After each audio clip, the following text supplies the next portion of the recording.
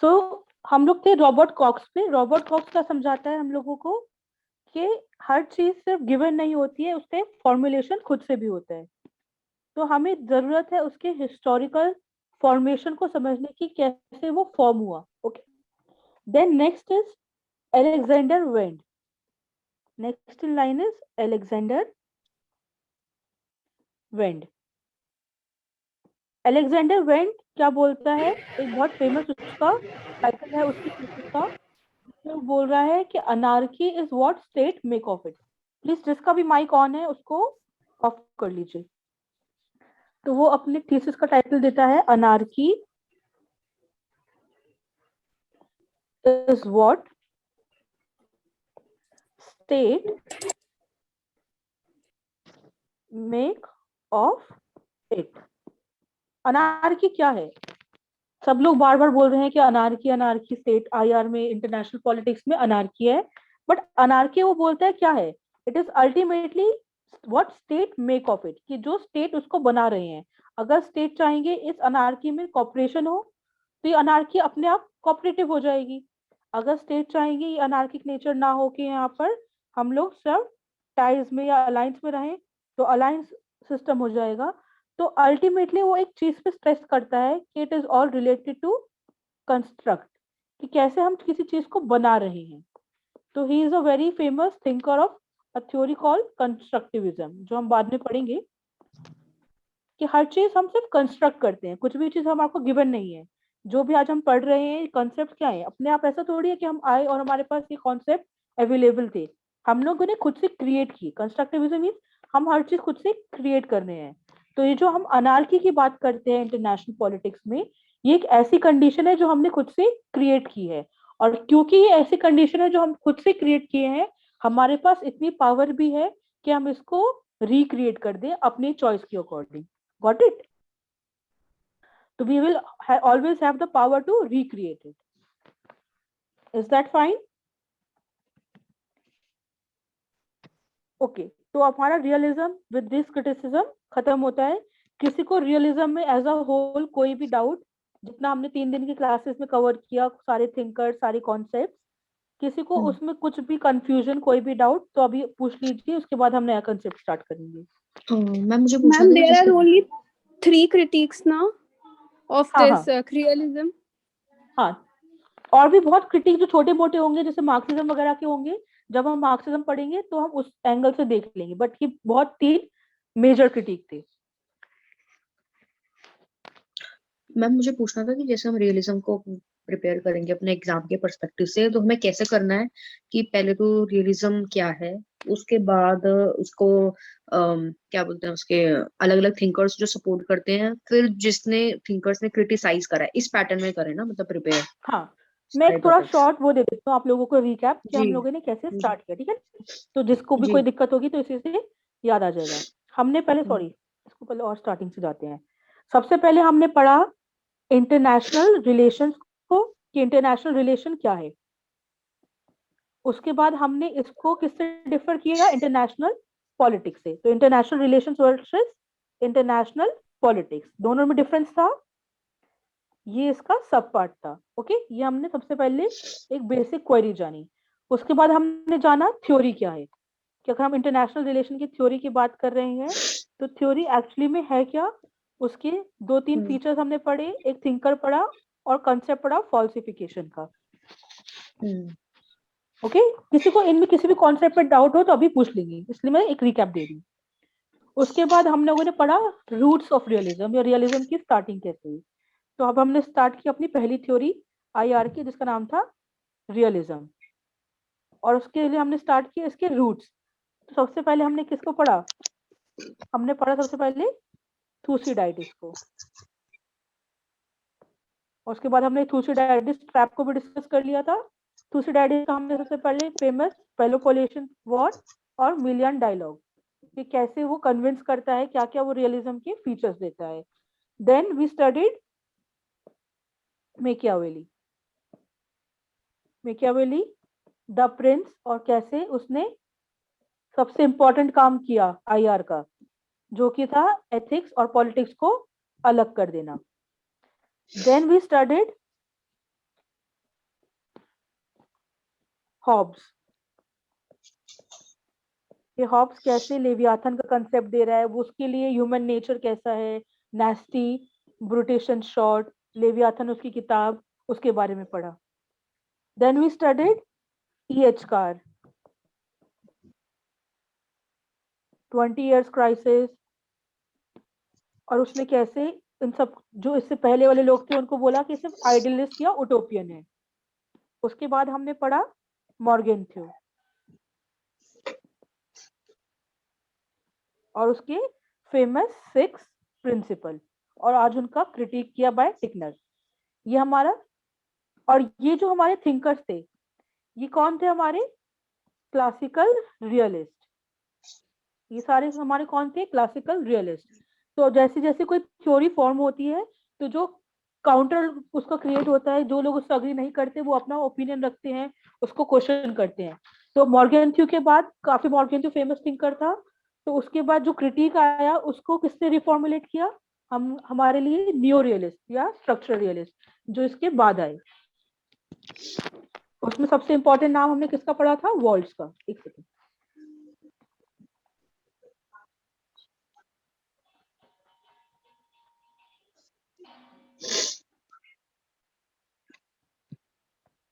फिर हमारे पास आए स्ट्रक्चरल रियलिस्ट या नियो रियलिस्ट। स्ट्रक्चरल रियलिस्ट क्यों?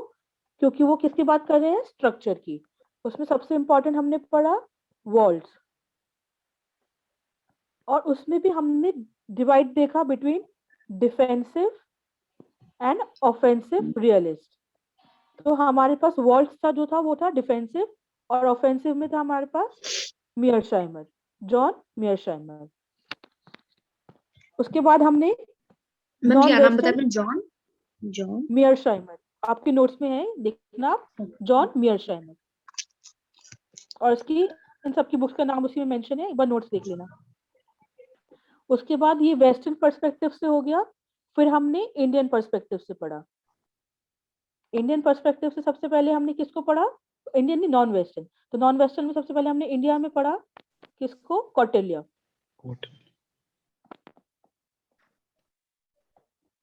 कौटिल्य की हमने बुक के बारे में जाना, अर्थशास्त्र, उसका कंसेप्ट क्या था, उसके लिए वर्ड ज्यादा क्या इंपॉर्टेंट था? Welfare of people. तो वो बहुत पीपल सेंट्रिक अप्रोच थी।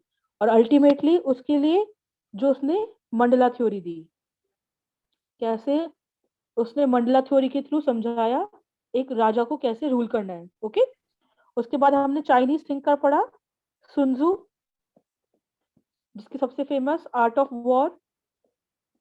और उसमें नेपोलियन के बारे में हमने पढ़ा थोड़ा सा, कि नेपोलियन चाइना के बारे में क्या बोलता है और कैसे वो एक आर्ट ऑफ वॉर, एक यूनिवर्सल ऑफ वॉर के लिए बुक बन गई है। Lastly we studied Clausewitz. Clausewitz की सबसे फेमस बुक ऑन वॉर, और कैसे वो वॉर थ्योरीज देता है। और लास्टली आज हमने सिर्फ इसका क्रिटिक पढ़ा कि कैसे कैसे रियलिज्म का क्रिटिक करते हैं अलग अलग थिंकर्स। यहाँ तक किसी को कोई डाउट? नो मैम, अब ज्यादा क्लियर हो गया है। Thank you. Okay great. ये हो गया हमारा रियलिज्म, एक टॉपिक खत्म। इसके जो प्लीज नोट्स एक बार सब पढ़िएगा, उसकी नोट्स बहुत इंपॉर्टेंट है वो। उसमें आपको हर बुक का नाम, उस थिंकर का एक दो लाइन में इंट्रोडक्शन, सब कुछ कवर हो जाएगा। तो अगर कोई इन केस क्लास में रह भी गया होगा कवर, तो उस नोट से आपको याद रहेगा। ठीक है। इससे पहले कि हम नया टॉपिक स्टार्ट करें, पहले थोड़ा डिस्कस कर लेते हैं। आज मैंने ग्रुप पे देखा हर कोई बहुत परेशान था कि अब जेएनयू में सीयू सेट आ गया है तो क्या दिक्कत होगी। अब जेएनयू में सीयू सेट का थोड़ा डिस्कस कर लेते हैं। सीयू सेट का अब तक जो गवर्नमेंट फॉर्मेट बताई है उसमें ये है कि some part of the paper will be based on the aptitude and the rest of it will be your subject. यही फॉर्मेट है हमारे पास। फॉर इंस्टेंस ये 25, हाँ ये 25 क्वेश्चंस और ये 75। पहले सिर्फ 100 क्वेश्चंस यही आते थे। तो you still have a window of 75। Number one, इस चीज को याद रखिएगा कि 75 का विंडो अभी भी आपके पास है। और आपके लिए एक चीज अच्छी है कि क्योंकि पहली बार सीयू सेट हो रहा है, तो एकदम से वो इतने मुश्किल क्वेश्चन देंगे ही नहीं कि आप ना कर पाए, क्योंकि उनके लिए भी नया कॉन्सेप्ट है। जो टीचर्स इसको बनाएंगे उनके लिए भी एक नया कॉन्सेप्ट है, तो उनके पास भी अब नया वो होगा, क्वेश्चन बैंक। पहले क्या होता था कि अगर सपोज जेएनयू का आप एंट्रेंस दे रहे हैं या डीयू का दे रहे हैं, तो हर टीचर को ये लगता था कि मैं ऐसे क्वेश्चंस दूं जो आज से 4 साल तक रिपीट नहीं हुए हैं, 3 साल में रिपीट नहीं हुए हैं, कुछ नया क्वेश्चन लाओ। तो नया क्वेश्चन ढूंढने में बहुत टाइम लगता है, तो वो चीज डिफिकल्ट होती जाएगी। लेकिन अब क्या है कि उनको पहली बार बनाना है ये, तो पहली बार बनाना है तो उनके पास बहुत सारे दिमाग में क्वेश्चंस होंगे जो कि उनको पता है कि रिपीट तो ये कंसिडर होंगे ही नहीं। और जो इजिली दिमाग में क्वेश्चन आते हैं वो ऐसे होते हैं कि बहुत इजी होते हैं जनरली, उसका कुछ पार्ट ही ऐसा लगेगा आपको कि इसके लिए ज्यादा पढ़ना पड़ेगा। तो आपके लिए तो अच्छा है कि आपको 75 स्कोर करने में दिक्कत नहीं होगी अगर आप अच्छे से क्लासेस को समझेंगे। तभी मैं बार बार बोल रही हूँ, प्लीज अपने नोट्स पे फोकस कीजिएगा। उसमें हर थिंकर, उसका कॉन्सेप्ट, उसकी बुक और उस बुक का ईयर मेंशन है। ज्यादातर क्वेश्चंस यही होते हैं कि इस थिंकर ने क्या कॉन्सेप्ट दिया, या इस फील्ड का फाउंडिंग फादर कौन से थे, या इस थिंकर की बुक का नाम बताइए। Match the following, match the following पे एक तरफ आपके पास थिंकर होंगे, दूसरी तरफ बुक होंगी। और क्योंकि इन थिंकर्स की बुक बहुत ओवरलैपिंग होती है, फॉर एग्जांपल अगर आईआर की बुक देखेंगे तो हर बुक में होगा politics of Nations, politics of IR, politics of international politics. तो अगर आपने पढ़ा होगा तो आप छोटा छोटा डिफरेंस समझ पाएंगे और उसको सही से मैच कर पाएंगे। रेस्ट 25 जो बचा आपके लिए, इसमें आपके लिए सबसे पहले आएगा इंग्लिश, जो नॉर्मल ग्रामर वाला पार्ट होता है। तो उसके लिए सबसे फेमस बुक है रेन एंड मार्टिन। आप बोलेंगे तो मैं ग्रुप में डाल भी दूंगी, उस बुक का नाम मैं लिख देती हूँ यहाँ पे। It's rain, WREN, rain and Martin. अगर किसी को भी अपने कॉन्सेप्ट्स पे वर्क करना है, ग्रामर हो गया, एक्टिव पैसिव वॉइस, तो इस बुक को यूज कर सकते हैं। बहुत इजी तरीके से आप इंग्लिश वाला पार्ट एज कर लेंगे।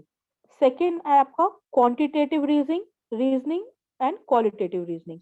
क्वांटिटेटिव रीजनिंग में आपके जो पैटर्न्स वगैरह होते हैं, ये चीजें बहुत इजी है। इसके लिए हम आपको क्या करेंगे, क्वेश्चन पेपर या जो वर्किंग पेपर्स होते हैं जिससे आप एक बार समझ पाए और ये कॉन्सेप्ट कर पाए, वो ऑलरेडी ग्रुप में शेयर कर देंगे ताकि आपको कोई दिक्कत ना हो। क्योंकि 25 मार्क्स से इसका मतलब ये नहीं है छोड़ देंगे।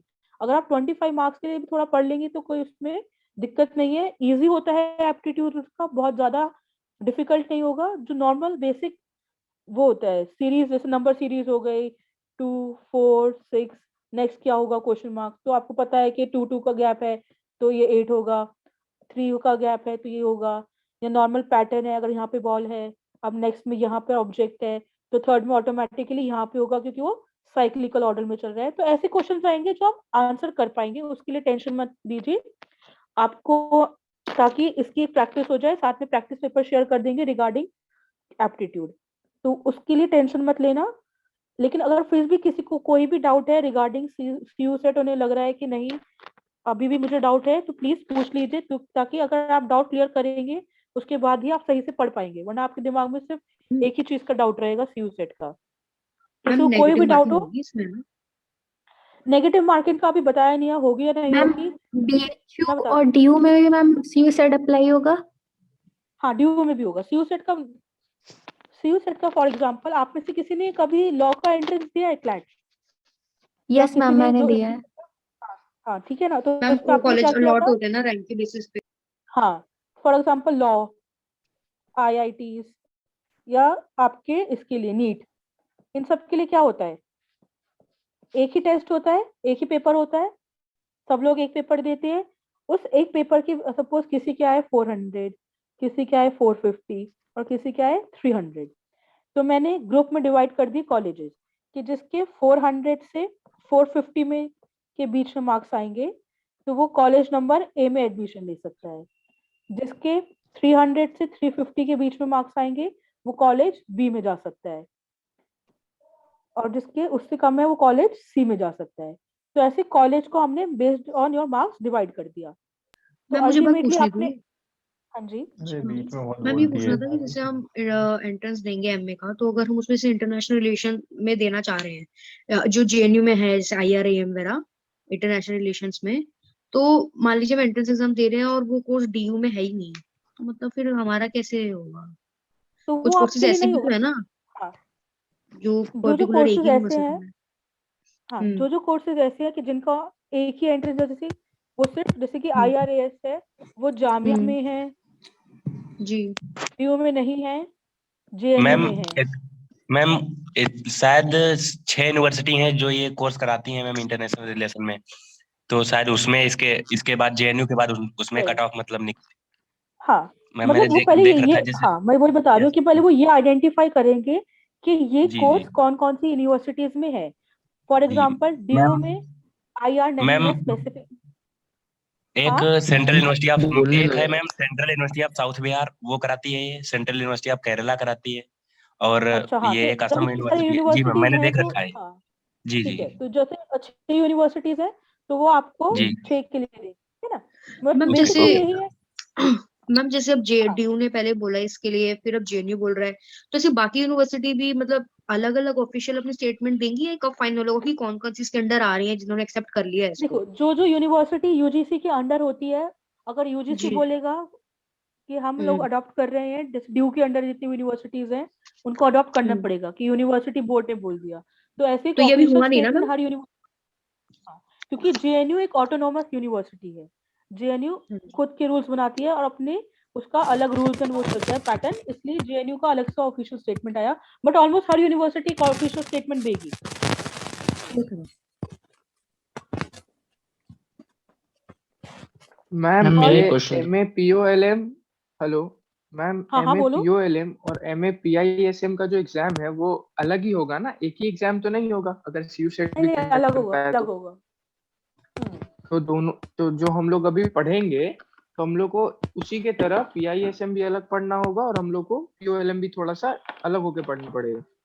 हाँ, क्योंकि देखो अभी जो हम पढ़ रहे हैं वो हम एक्चुअली पीआईएसएम और पीएलएम दोनों को साथ में कवर करते हुए कर रहे हैं, ताकि उसका जो आईआर वाला पार्ट है वो मैं एक्सप्लेन करती चलूं और जो उसमें पॉल साइंस वाला पार्ट है वो एक्सप्लेन करूं, क्योंकि पॉल साइंस में कुछ रियलिज्म होता नहीं है, क्योंकि रियलिज्म इज अ आईआर वाला कंसेप्ट।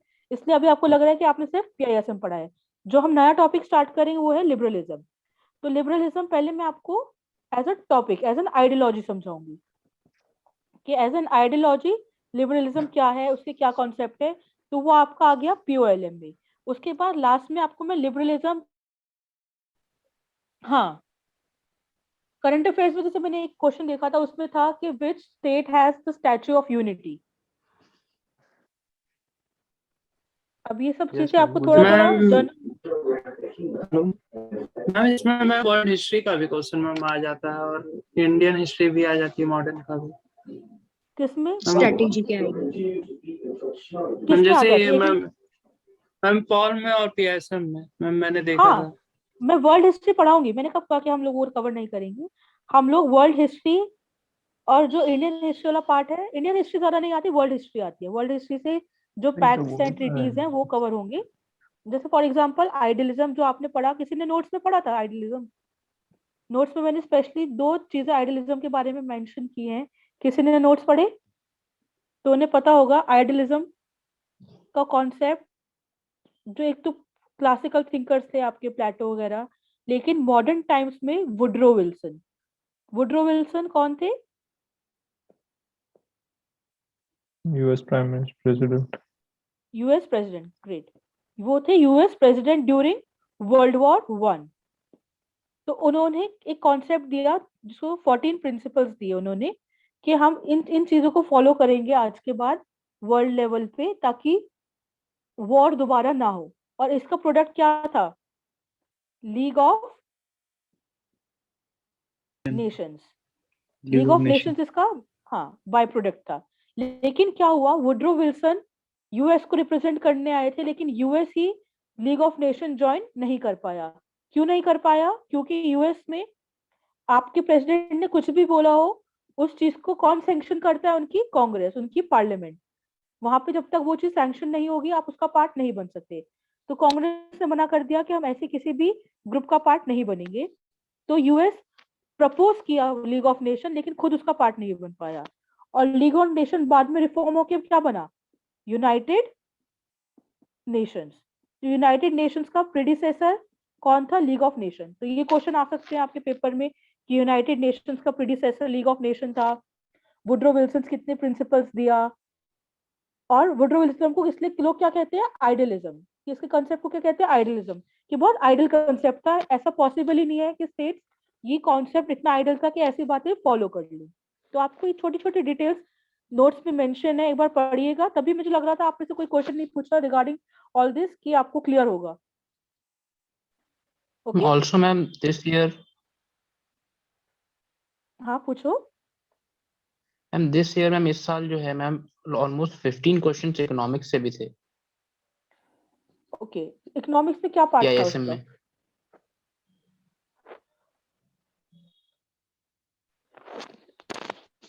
देखो इकोनॉमिक्स का जो क्वेश्चंस होते हैं ना, वो बहुत, मैंने बताया ना, जैसे आज हमने क्वेश्चन एक वो पढ़ा लिबरलिज्म फॉर इंस्टेंस, इसका मैं बताती हूँ क्या होता है। वो प्योर इकोनॉमिक्स भी नहीं होगा। अगर हमने लिबरलिज्म पढ़ा तो लिबरलिज्म का एक साथ में ग्रोथ हुआ था कैपिटलिज्म का।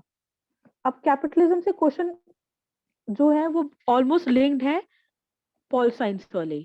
फॉर इंस्टेंस एडम स्मिथ को लोग इकोनॉमिक्स में भी पढ़ते हैं और पॉल साइंस में भी पढ़ते हैं।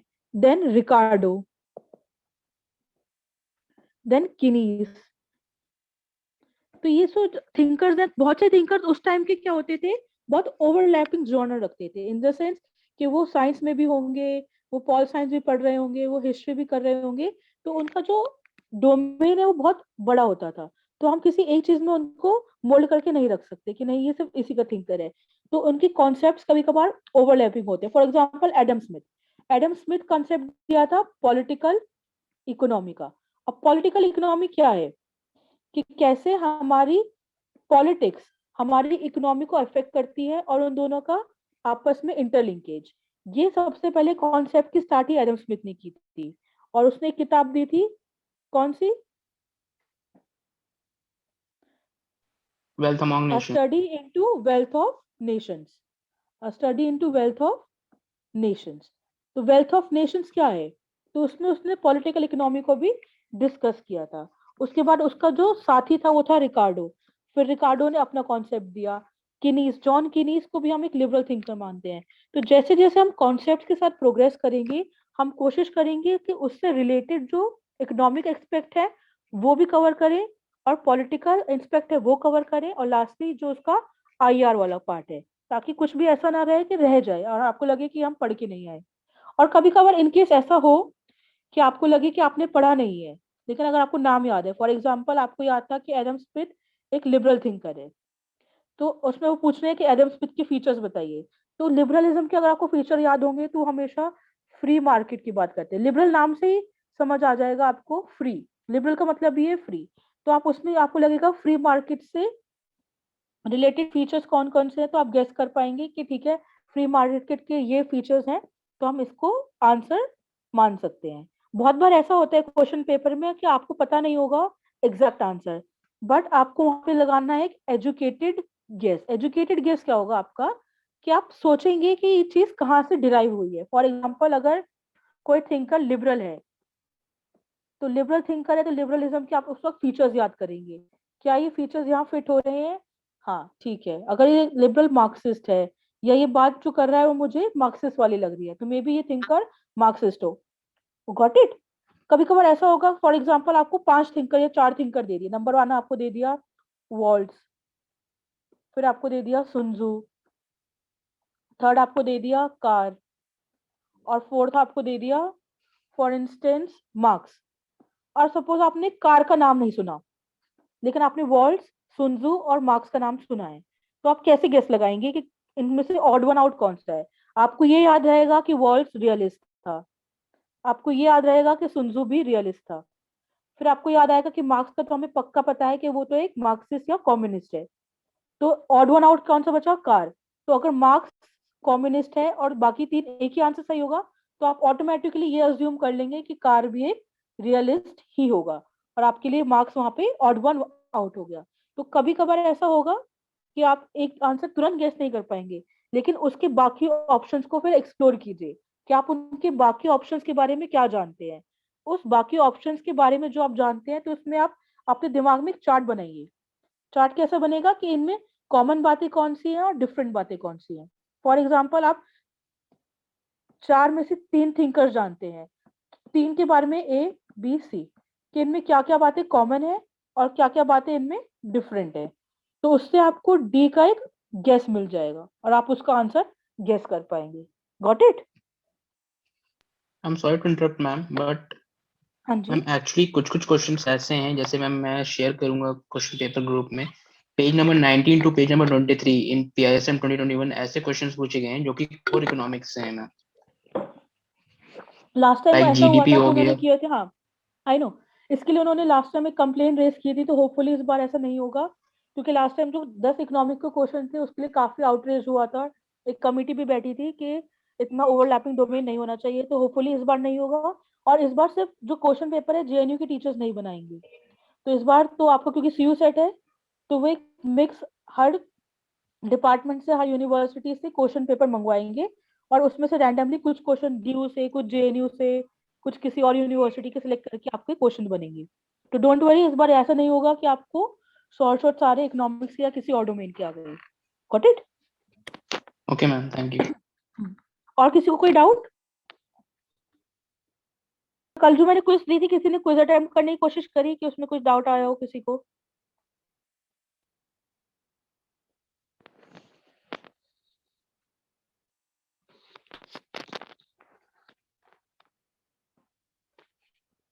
ओके, तो आज हमारा पहला टॉपिक खत्म हुआ, रियलिज्म। अब हमारा नेक्स्ट टॉपिक है लिबरलिज्म।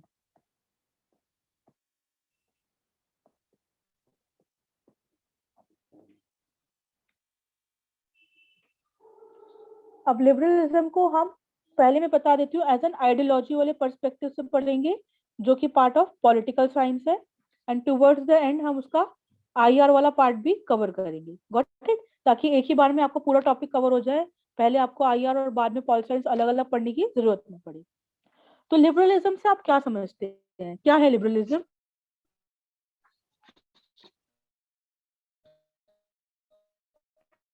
लिबरलिज्म की स्टार्टिंग कैसे हुई और कैसे लिबरलिज्म एक आइडियोलॉजी है और हर बंदा अपने आप को इससे एसोसिएट करता है।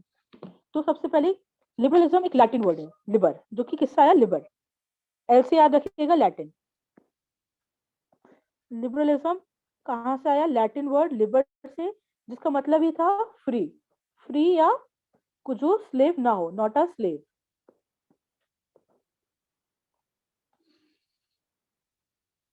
और एज एन आइडियोलॉजी ये डेवलप हुआ specially post, sorry, during enlightenment.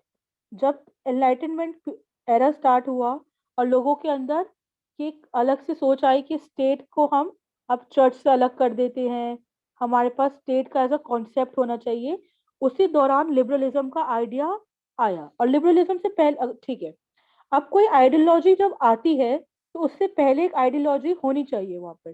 Do you all understand this thing? For example, अगर मैं कहती हूँ कि आज मैं इंडिया में डेमोक्रेसी इंट्रोड्यूस कर रही हूँ, तो उससे पहले कुछ ऐसा स्ट्रक्चर होगा ना, जिसको मैं अबॉलिश करके ये स्ट्रक्चर इंट्रोड्यूस कर रही हूँ। तो उससे पहले यहाँ पे कॉलोनियलिज्म था। Got it?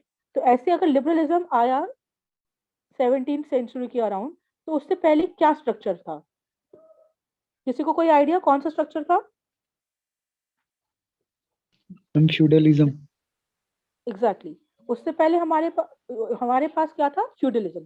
फ्यूडलिज्म का कॉन्सेप्ट क्या था कि वो हर चीज को एक कैटेगरी में बांध देता था। तो हमारे पास था कॉन्सेप्ट ऑफ फ्यूडलिज्म। फ्यूडलिज्म में फ्यूडल लॉर्ड्स होते थे। फॉर एग्जाम्पल, उसमें हर चीज डिसाइडेड थी कि आप जिस कैटेगरी से हैं आपको उसी से अपनी लीनिएज आगे बढ़ानी है। तो अगर कोई प्रिंस है तो उसकी लीनिएज प्रिंस वाला काम ही करेगी। अगर आप लैंड ओनर हैं तो आप सारी उम्र लैंड ओनर ही रहेंगे। तो आपको वर्क एरिया डिसाइड कर देता था वो पहले से ही। तो बहुत फ्यूडल, कहते हैं रूढ़िवादी, उसका हिंदी ट्रांसलेशन है रूढ़िवादी। और इंडिया में कॉन्सेप्ट ऑफ फ्यूडलिज्म नहीं है और ना ही था। Indian feudalism as a concept अलग है बहुत ज्यादा वेस्टर्न फ्यूडलिज्म से। ओके, तो आपका वर्क आपके बर्थ से डिसाइडेड था कि आपने जिस क्लास में जन्म लिया है आप उसी क्लास में मर जाएंगे। क्लास मोबिलिटी अलाउड नहीं थी। लेकिन इसको ब्रेक करते हुए आया लिबरलिज्म, जो कि आपको लिबर्टी दे रहा है। अब क्या दे रहा है? लिबर्टी मतलब freedom. Liberalism is equals to freedom. तो वो ह्यूमन लिबर्टी की बात करता है। तो ह्यूमन लिबर्टी को वो दो लेवल पे देख रहा है, negative liberty and positive liberty. और ये कॉन्सेप्ट किसने दिया? इसाया बर्लिन ने।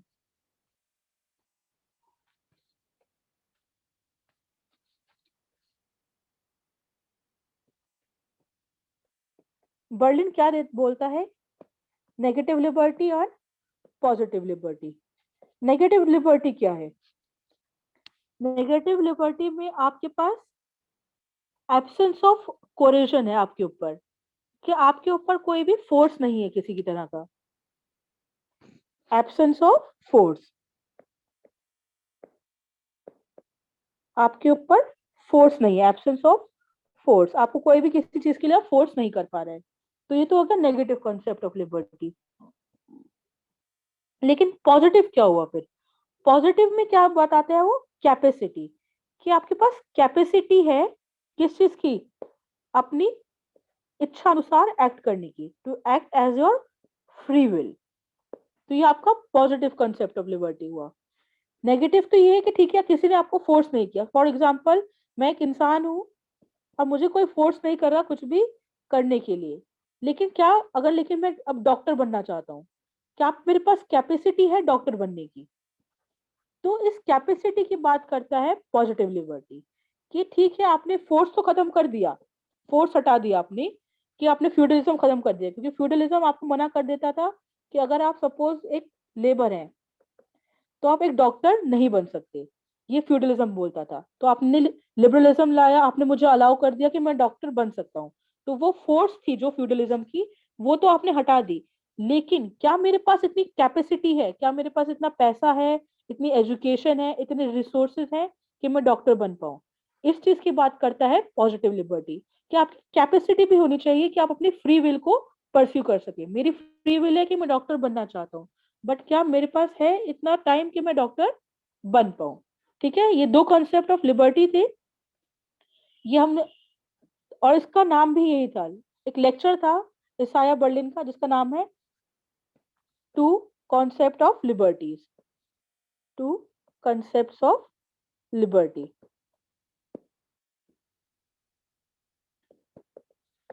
ये उसने दिया था 1958 में, एक लेक्चर था जिसका नाम था ये। बाद में इसको कन्वर्ट करके थीसिस वगैरह बनाई गई और उसका नाम था बर्लिन।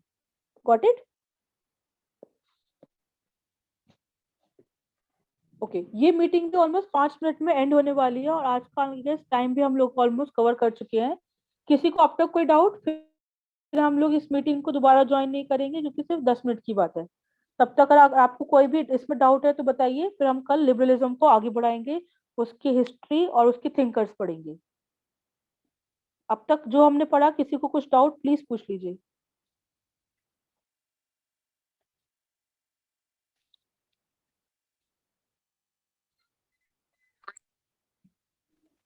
इसमें एक डाउट है।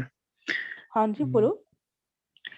मैम जैसे कि हम आपने भी बताया कि फ्यूडलिज्म से ये लिबरलिज्म में की जो आइडियोलॉजी चेंज होती है, तो ये मैम पूरी जो भी पॉपुलेशन होती है वो एकदम से गेन कर लेती है कोई भी दूसरी आइडियोलॉजी? नहीं नहीं, उसके लिए बहुत प्रोटेस्ट होते हैं। ये तो हम लोग जैसे पता है, एक ट्रांजिशन फेस होता है जिसका नाम है ट्रांजिशन। ट्रांजिशन की हम लोग बात नहीं करते। फॉर एग्जाम्पल, अब इसमें आप पढ़ोगे, जब जितने थिंकर्स आए, जब उन्होंने लिबरलिज्म का कॉन्सेप्ट प्रपोज किया, तो सबसे ज्यादा दिक्कत पता है किसको हुई? चर्च को। क्योंकि चर्च के पास उस वक्त सबसे ज्यादा पावर होती थी। हम लोग पढ़े थे ना कल भी कि चर्च यस के मैम। पास बहुत पावर होती थी।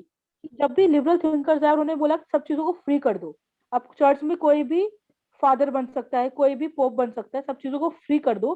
तो उनको सबसे ज्यादा दिक्कत हुई, तो उन्होंने क्या किया? इन थिंकर्स को बैन कर दिया, इनकी बुक्स को जलाया गया। चाहे वो बहुत से थिंकर थे, आप एक बहुत फेमस थिंकर पढ़ेंगे अभी कल हम लोग, उसका नाम है मॉन्टेस्क्यू। Yes ma'am. मॉन्टेस्क्यू ने क्या किया? डिवीजन ऑफ पावर दिया। ये जो लेजिस्लेचर, जुडिशरी और एग्जीक्यूटिव का कॉन्सेप्ट है ना, ये यस मॉन्टेस्क्यू मैम। दिया। तो इसको चर्च ने बैन कर दिया और इसकी बुक्स को जला दिया, इसकी बुक्स को बैन कर दिया। जब मैकियावेली आया था और उसने ये बात बोली थी कि अलग कर दो दोनों को, उसकी बुक्स जलाई गई। तो एक इजीली कोई भी चीज एक्सेप्ट नहीं करते हैं, सबसे पहले उसको अपोज ही करते हैं। कोई भी आप नई चीज इंट्रोड्यूस करेंगे तो उसको, जिस लोगों को उससे ज्यादा फायदा है, for example feudal lords, land lords, churches, kings. France में रेवोल्यूशन हुआ था ना, रेवोल्यूशन इसलिए तो होता है। रेवोल्यूशन क्यों जी। होगा? रेवोल्यूशन इसीलिए होगा ना क्योंकि आप कुछ नई चीज लाना चाहते हैं, और जो लोग ऑलरेडी पावर में है उनको वो चीज एक्सेप्टेड नहीं है। अगर वो आराम से आप बोले कि प्लीज ये एक्सेप्ट कर लो, तो रेवोल्यूशन होगा ही नहीं। रेवोल्यूशन का मतलब ही ये है कि आपको लड़ना पड़ेगा उनसे और अपनी चीज को मनवाना पड़ेगा। मेजोरिटी होना जरूरी है। हाँ, तो रेवोल्यूशन का कॉन्सेप्ट ही ये है कि अल्टीमेटली आप कोई नई चीज लाना चाहेंगे जिससे पावरफुल लोगों को दिक्कत होगी, तो वो आपको अपोज करेंगे, आपकी बात नहीं मानेंगे। तो उस अपोजिशन को खत्म करने के लिए आपको रेवोल्यूशन लाना पड़ेगा, आपको लड़ना पड़ेगा अपनी राइट के लिए। Got it? कोई भी चीज स्विफ्टली होती नहीं है जितना हम इजिली उसको पढ़ते हैं, हमेशा उसके लिए बहुत अपोजिशन होगा। फॉर एग्जाम्पल बहुत बेसिक है सीयू सेट। अभी आप लोगों को पता है कि सीयू सेट इंट्रोड्यूस तो हो गया, बट जब इसको लाने की बात की गई थी तो डूटा, जेएनयूटा, ये जो टीचर्स एसोसिएशंस हैं, इन सब ने इसको बहुत अपोज किया कि नहीं आने देंगे, हमें ये सिस्टम पसंद नहीं है। फॉर एग्जाम्पल चलो सीयू सेट तो अभी आया है, उससे पहले एमसीक्यू, उससे पहले जेएनयू का एग्जाम कैसे होता था? Written, subjective. लेकिन 2019 जो कि मेरा बैच था, जब मैंने जेएनयू ज्वाइन किया, I was the first MCQ batch. उसको बहुत ऑपोजिशन मिला, बहुत से टीचर्स क्लास में बोलते थे हम लोगों को कि we don't like the fact कि आप लोग एमसीक्यू बैच है, बट धीरे धीरे वो एक रियलिटी बना। तो कोई भी जब न्यू चीज इंट्रोड्यूस होगी तो उसको हमेशा ऑपोजिशन फेस करना पड़ेगा, कोई भी उसको एकदम से एक्सेप्ट नहीं कर लेता। Got it?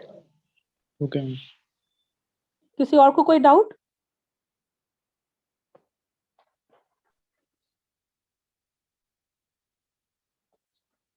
किसी को कुछ भी डाउट है प्लीज अभी कंफर्म या पूछ लीजिए।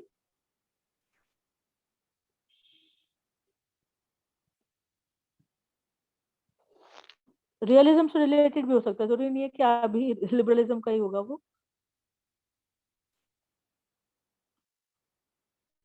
Ma'am, I want to ask something which हाँ जी। relates to you only. See, I have seen कि आपने लिखा था कि you got gold medal in MA. So, हाँ, तो मैम मतलब how much is score, मतलब किस बेसिस पे था, मतलब ओवरऑल आपकी परसेंटेज या ऑल ओवर असाइनमेंट्स? अच्छा वो सिर्फ परसेंटेज बेसिस पे होता है। अच्छा, तो if you got highest marks in your batch then you will get gold medal for that. हाँ। Okay.